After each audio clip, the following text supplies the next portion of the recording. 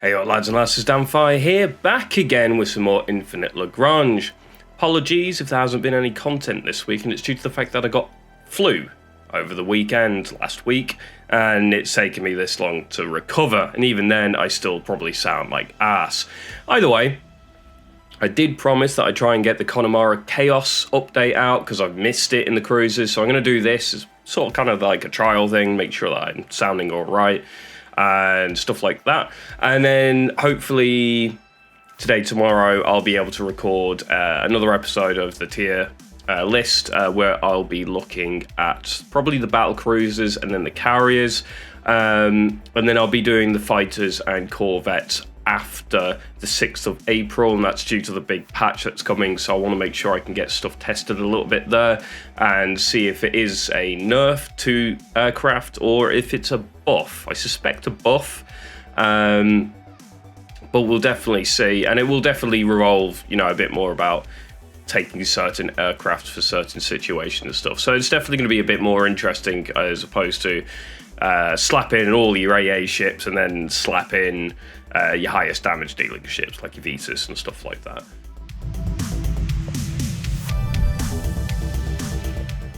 So, Conomara Chaos.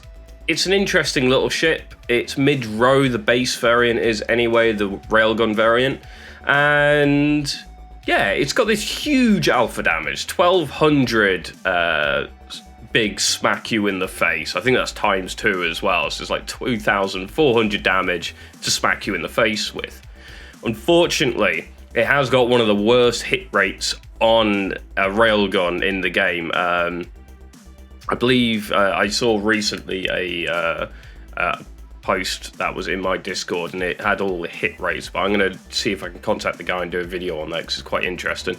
And yeah, 65 out of 100 shots hit with this thing. That means it's 35% of its damage is just flat out missing, which just put it into a bit of a situation where it's kind of terrible. It's got similar stats to the IO, which is quite nice. So you've got, increased evasion and stuff like that on it, which is really quite nice. It's a mid-row ship as well, so it's not front row, so it's going to last a bit longer than, say, an IO. But with its damage being pretty brutally nerfed with the hit rates and stuff, and then, it's not even taking into account dodge on ships, and if you come across certain fleet designs, it's just going to do even worse in those situations. So with that being said, I'm going to put the base Conomara Chaos in C tier at the very top. I believe it should be around there. Yeah, I think that sounds about right for me. Now, the Conomara Chaos Plasma variant.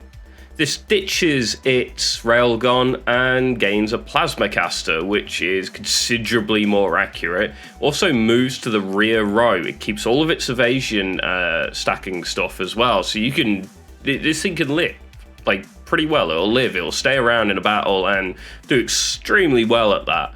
And yeah, it might have lower DPM than, say, an IO, but because it doesn't die, its DPM's very damn good, to the point where I've seen it beating out Callisto's. So, I'm actually going to add this to the bottom of S tier. I think it's probably one of the better DPM cruisers in the game because it's got evasion, it's sat on the back row, which means you can put a full frigate destroyer tanks right in front of it, and it can't get targeted particularly easily. You could even potentially run something in the mid-row cruiser size just to add even more buffer to keeping them alive. But again, they have quite a good amount of evasion and they do well with it. Plus energy damage, it's actually pretty good. Yeah. So there we go. Just a quick little update, a little test video for myself to make sure that I don't sound like, well, one foot in the grave. Yeah, there you go. Enjoy. Hope you enjoyed anyway. And I'll catch you guys next time.